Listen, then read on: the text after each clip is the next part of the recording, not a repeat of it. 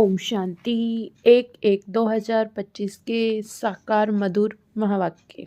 तो बाबा ने कहा, मीठे बच्चे, तुम ज्ञान की बरसात कर हरियाली करने वाले हो। तुम्हें धारणा करनी और करानी है। प्रश्न है, जो बादल बरसते नहीं उन्हें कौन सा नाम देंगे? उत्तर है, वह सुस्त बादल हैं।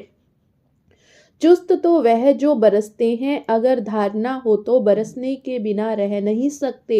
जो धारणा कर दूसरों को नहीं कराते हैं, उनका पेट पीठ से लग जाता है। वह गरीब है, प्रजा में चले जाते हैं। दूसरा प्रश्न है, याद की यात्रा में मुख्य मेहनत कौन सी है?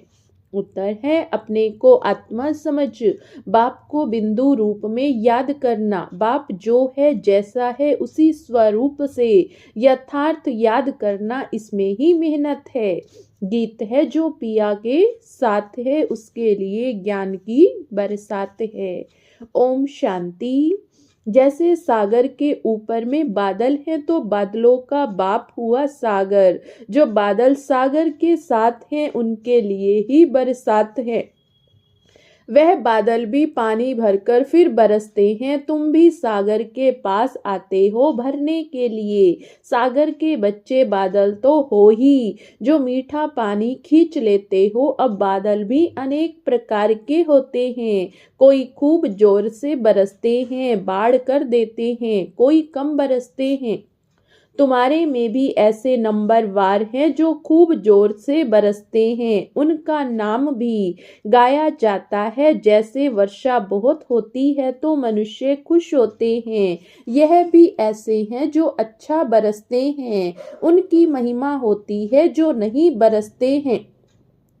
उनकी दिल जैसे सुस्त हो जाती है, पेट भरेगा नहीं। पूरी रीति धारणा न होने से पेट जाकर पीठ से लगता है, फैमन होता है। मनुष्यों का पेट पीठ से लग जाता है, यह भी धारणा कर। और धारणा नहीं कराते तो पेट जाकर पीठ से लगेगा, खूब बरसने वाले जाकर राजा रानी बनेंगे। और वह गरीबों का पेट पीठ से रहता है। तो बच्चों को धारणा बड़ी अच्छी करनी चाहिए। इसमें भी आत्मा और परमात्मा का ज्ञान कितना सहज है। तुम अब समझते हो, हमारे में आत्मा और परमात्मा दोनों का ज्ञान नहीं था तो पेट पीठ से लग गया। मुख्य है ही आत्मा और परमात्मा की बात। मनुष्य आत्मा को नहीं जानते हैं तो परमात्मा को फिर कैसे जान सकेंगे? कितने बड़े विद्वान पंडित आदि कोई भी आत्मा को नहीं जानते। अभी तुमको मालूम हुआ कि आत्मा अविनाशी है। उसमें 84 जन्मों का अविनाशी पार्ट नूंदा हुआ जो चलता रहता है। आत्मा अविनाशी तो पार्ट भी अविनाशी। आत्मा कैसे ऑलराउंडर पार्ट बजाती, ये किसको पता नहीं। वह तो आत्मा सो परमात्मा कह देते। तुम बच्चों को आदि से लेकर अंत तक पूरा ज्ञान है। वह तो ड्रामा की आयु ही लाखों वर्ष कह देते। अभी तुमको सारा ज्ञान मिला। तुम जानते हो, इस बाप के रचे हुए ज्ञान यज्ञ में यह सारी दुनिया स्वाहा होनी है। इसलिए बाप कहते, देह सहित जो कुछ भी है यह सब भूल जाओ। अपने को आत्मा समझो, बाप को और शांति धाम स्वीट होम को याद करो। यह तो है ही दुख धाम। तुम्हारे में भी नंबरवार पुरुषार्थ अनुसार समझा सकते हैं। अभी तुम ज्ञान से भरपूर हो, बाकी सारी मेहनत है याद से। जन्म जन्मांतर का देही अभिमान मिटाकर देही अभिमानी बने। इसमें बड़ी मेहनत है, कहना तो बड़ा सहज है। परंतु अपने को आत्मा समझे और बाप को भी बिंदु रूप में याद करे, इसमें मेहनत है। बाप कहते, मैं जो हूँ जैसा हूँ ऐसा कोई मुश्किल याद कर सकते हैं। जैसे बाप वैसे बच्चे होते हैं। अपने को जाना तो बाप को भी जान जाएंगे, तुम जानते हो। पढ़ाने वाला तो एक ही बाप है, पढ़ने वाले बहुत हैं। बाप राजधानी कैसे स्थापन करते हैं वे तुम बच्चे ही जानते हो। बाकी यह शस्त्र आदि सब हैं। भक्ति मार्ग की सामग्री समझाने के लिए हमको कहना पड़ता है। बाकी इसमें घृणा की कोई बात नहीं। शास्त्रों में भी ब्रह्मा का दिन और रात कहते हैं, परंतु समझते नहीं। रात और दिन आधा आधा होता सीढ़ी पर कितना सहज समझाया जाता है। मनुष्य समझते हैं कि भगवान तो बड़ा समर्थ है, वह जो चाहे सो कर सकते। लेकिन बाबा कहते, मैं भी ड्रामा के बंधन में बांधा हुआ। भारत पर तो कितनी आफतें आती हैं, फिर मैं घड़ी घड़ी आता हूँ क्या? मेरे पार्ट की लिमिट है। जब पूरा दुख होता जाता तब मैं अपने समय पर आता हूँ। 1 सेकंड का भी फर्क नहीं पड़ता। ड्रामा में हर एक का एक्यूरेट पार्ट नूंधा हुआ। यहाँ है हाईएस्ट बाप की रियनकॉर्नेशन, फिर नंबर वार सब आते हैं कम ताकत वाले। तुम बच्चों को अभी बाप से नॉलेज मिली है जो तुम विश्व के मालिक बनते हो। तुम्हारे में फुल फोर्स की ताकत आती है पुरुषार्थ कर। तुम तमो प्रधान से सतो प्रधान बनते हो। औरों का तो पार्टी नहीं, मुख्य है ड्रामा जिसकी नॉलेज तुमको अभी मिलती है। बाकी तो सब मटेरियल, क्योंकि वह सब इन आँखों से देखा जाता वंडर ऑफ दी वर्ल्ड तो बाबा है, जो फिर रचते भी स्वर्ग है, जिसको हेवन पैराडाइज कहते हैं। उनकी कितनी महिमा है। बाप और बाप की रचना की बड़ी महिमा है। ऊंचे से ऊंचा है भगवान। ऊंचे से ऊंचे स्वर्ग की स्थापना बाप कैसे करते हैं, यह कोई भी कुछ भी नहीं जानते। तुम मीठे मीठे बच्चे भी नंबर वार पुरुषार्थ अनुसार जानते हो। उस अनुसार ही पद पाते हो। जिसने पुरुषार्थ किया वह ड्रामा अनुसार ही करते। पुरुषार्थ बिगर तो कुछ मिल ना सके। कर्म बिगर 1 सेकंड भी रह नहीं सकते। वे हठ योगी प्राणायाम चढ़ा लेते हैं, जैसे जड़ बन जाते, अंदर पड़े रहते, ऊपर मिट्टी जम जाती है। मिट्टी के ऊपर पानी पड़ने से घास जम जाती, परंतु इससे कुछ फायदा नहीं। कितना दिन ऐसे बैठे रहेंगे? कर्म तो जरूर करना ही है। कर्म सन्यासी कोई बन न सके। हाँ, सिर्फ खाना आदि नहीं बनाते, इसलिए उसको कर्म सन्यास कह देते। यह भी उन्हों का ड्रामा में पार्ट है। यह निर्वर्ती मार्ग वाले भी नहीं होते तो भारत की क्या हालत हो जाती। भारत नंबर 1 प्योर था। बाप पहले पहले प्योरिटी स्थापन करते, फिर आधा कल्प चलती। सतयुग में एक धर्म एक राज्य था, फिर डीटी राज्य, अब फिर से स्थापन हो रहा। ऐसे अच्छे अच्छे स्लोगन बनाकर मनुष्यों को सुजाग करना चाहिए। फिर से डीटी राज्य भाग्य आकर लो। अभी तुम कितना अच्छी रीति समझते हो। श्री कृष्ण को श्याम सुंदर क्यों कहते हैं, यह भी अभी तुम जानते हो। आजकल तो बहुत ही ऐसे ऐसे नाम रख देते हैं, श्री कृष्ण से कंपटीशन करते हैं। तुम बच्चे जानते हो पतित राजाएं कैसे पावन राजाओं के आगे जाकर माथा टेकते हैं, परंतु जानते थोड़े ही हैं। तुम बच्चे जानते हो जो पूज्य थे वही फिर पुजारी बन जाते। अभी तुम्हारी बुद्धि में सारा चक्र है, याद रहे तो अवस्था बड़ी अच्छी रहे, परंतु माया सिमरन करने नहीं देती, भुला देती है। सदैव हर्षित मुख अवस्था रहे, तुमको देवता कहा जाए। लक्ष्मी नारायण का चित्र देख, कितना खुश होते हैं। राधे कृष्ण अथवा राम आदि को देख इतना खुश नहीं होते, क्योंकि श्री कृष्ण के लिए शास्त्रों में हंगामे की बातें लिख दी। यह बाबा बनता भी श्री नारायण है। बाबा तो इन लक्ष्मी नारायण के चित्र को देख खुश होते हैं। बच्चों को भी ऐसे समझना चाहिए। बाकी कितना समय इस पुराने शरीर में होंगे, फिर जाकर प्रिंस बनेंगे।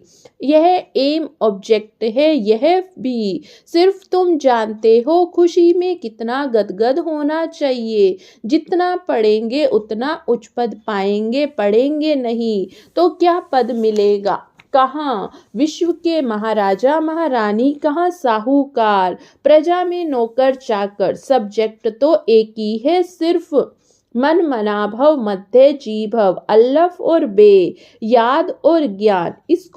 इनको कितनी खुशी हुई, अल्लफ को अल्लाह मिला बाकी सब दे दिया, कितनी बड़ी लॉटरी मिल गई बाकी क्या चाहिए। तो क्यों न बच्चों के अंदर में खुशी रहनी चाहिए। इसलिए बाबा कहते हैं ऐसे ट्रांसलाइट का चित्र सबके लिए बनवावे तो बच्चे देखकर खुश होते रहे। शिव बाबा ब्रह्मा द्वारा हमको ये वर्षा दे रहे, मनुष्य तो कुछ नहीं जानते, बिल्कुल तुच्छ बुद्धि हैं। अभी तुम तुच्छ बुद्धि से स्वच्छ बुद्धि बन रहे, सब कुछ जान गए हो और कुछ पढ़ने की दरकार नहीं। इस पढ़ाई से तुमको विश्व की बादशाही मिलती। इसलिए बाप को नॉलेजफुल कहते हैं। मनुष्य फिर समझते हैं, हरेक की दिल को जानते, परंतु बाप तो नॉलेज देते हैं। टीचर समझ सकते हैं, फलाना पढ़ते हैं,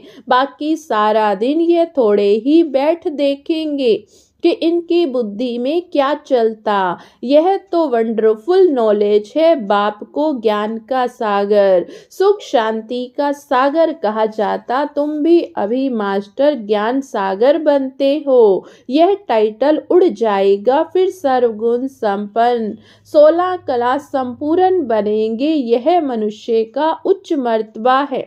इस समय ये ईश्वरीय मर्तबा है। कितनी समझने और समझाने की बातें हैं। लक्ष्मी नारायण का चित्र देख बड़ी खुशी होनी चाहिए। हम अभी विश्व के मालिक बनेंगे। नॉलेज से ही सब गुण आते हैं। अपना एम ऑब्जेक्ट देखने से ही रिफ्रेशमेंट आ जाती है। इसलिए बाबा कहते लक्ष्मी नारायण का चित्र तो हर एक के पास होना चाहिए। यह चित्र दिल में प्यार बढ़ाता है, दिल में आता है बस ये मृत्यु लोक में लास्ट जन्म है, फिर हम अमर लोक में ये जाकर बनूंगा तत्वम। ऐसे नहीं आत्मा सो परमात्मा नहीं। यह ज्ञान का सारा बुद्धि में बैठा हुआ। जब भी किसको समझाते हो बोलो हम किसी भी कोई भी भीख नहीं मांगते। प्रजापिता ब्रह्मा के बच्चे तो बहुत हैं। हम अपने की तन मन धन से सेवा करते हैं। ब्राह्मण अपनी कमाई से यज्ञ को चला रहे, शूद्रों के पैसे नहीं लगा सकते। ढेर बच्चे हैं वे जानते हैं जितना हम तन मन धन से सर्विस करेंगे, सरेंडर होंगे, उतना पद पाएंगे। जानते हैं बाबा ने बीज बोया, लक्ष्मी नारायण बनते हैं। पैसे यहाँ काम में तो आने नहीं है, क्यों न इस कार्य में लगा दे। फिर क्या सरेंडर होने वाले भूख मरते हैं क्या? बहुत संभाल होती रहती है। बाबा की कितनी संभाल होती रहती। यह तो शिव बाबा का रथ है, सारे वर्ल्ड को हेवन बनाने वाला। यह हसीन मुसाफिर है।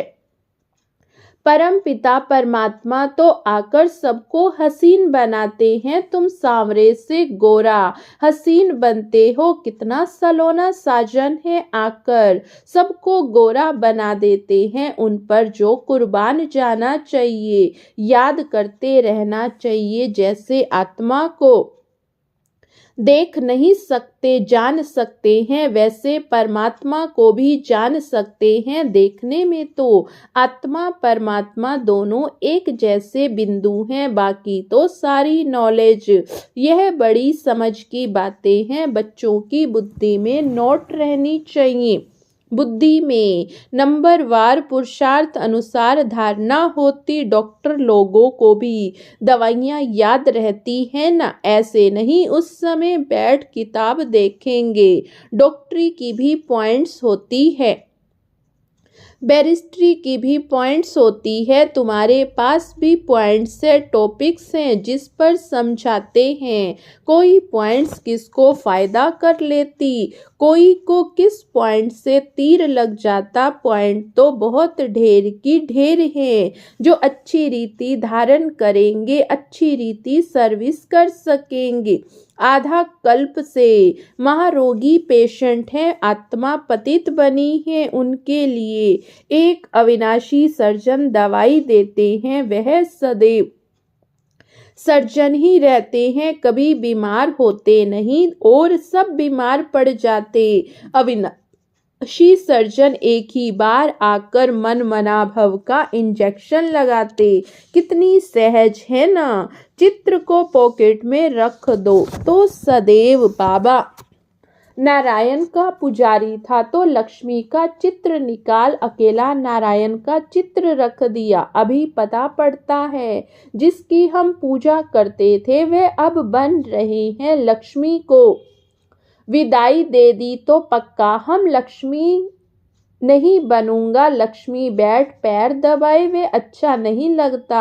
उनको देखकर पुरुष लोग स्त्री से पैर दबवाते हैं, वे थोड़े ही। लक्ष्मी ऐसे पैर दबाएगी, ये रस्म रिवाज वहाँ होती नहीं। ये रस्म रावण राज्य है। इस चित्र में सारी नॉलेज है, ऊपर में त्रिमूर्ति भी है। इस नॉलेज को सारा दिन सिमरन कर बड़ा वंडर लगता। भारत अब स्वर्ग बन रहा, कितनी अच्छी समझानी है पता नहीं मनुष्यों की बुद्धि में क्यों नहीं बैठता। आग बड़े जोर से लगेगी, बम्बोर को आग लगनी है। रावण राज्य तो जरूर खल्लास होना चाहिए। यज्ञ में भी पवित्र ब्राह्मण चाहिए, यह बड़ा भारी यज्ञ है सारे विश्व में प्योरिटी लाने का। वो ब्राह्मण भी भल ब्रह्मा की औलाद कहलाते हैं, परंतु वह तो कुख वंशावली हैं, ब्रह्मा की संतान तो पवित्र मुख वंशावली थे। उनको यह समझाना चाहिए। अच्छा मीठे मीठे सिकिलधे बच्चों प्रति माता पिता बाप दादा का याद प्यार और गुड मॉर्निंग। रूहानी बाप की रूहानी बच्चों को नमस्ते। हम रूहानी बच्चों की रूहानी बाप दादा को याद प्यार गुड मॉर्निंग और नमस्ते। नमस्ते बाबा, नमस्ते, शुक्रिया बाबा, शुक्रिया। धारणा के लिए मुख्य सार। पहली पॉइंट है स्वच्छ बुद्धि बन। वंडरफुल ज्ञान को धारण कर बाप समान मास्टर ज्ञान सागर बनना है। नॉलेज से सर्वगुण स्वयं में धारण करने हैं। दूसरी पॉइंट है जैसे बाबा ने तन मन धन सर्विस में लगाया, सरेंडर हुए, ऐसे बाप समान अपना सब कुछ ईश्वरीय सेवा में सफल करना है। सदा रिफ्रेश रहने के लिए एम ऑब्जेक्ट का चित्र साथ में रखना है।